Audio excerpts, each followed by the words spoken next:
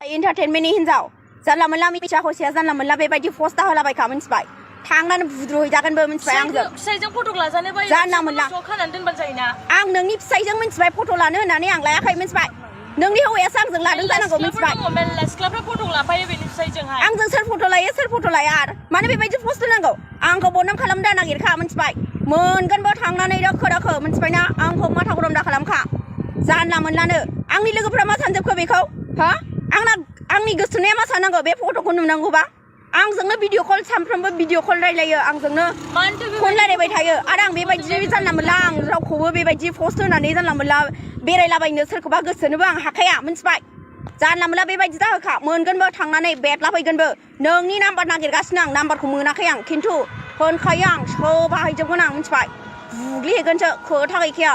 जानला मोनला मानसिखौ बेबायदि बदनाम खालामजाया मिथिबाय खनसे बदनामा थांबानो बेसेबां थाङो जों हिनजावफोरना मिथिबाय हिनजाव मानसि जोङो मिथिबायना गाव गावबागाव हौवाखौ सामलायनानै ला आरो आंजों नोंनि हौवाजों जेबो कानेक्सनबो गैया मिथिबाय आंखौ बदनाम दा खालामखा मिथिबाय ना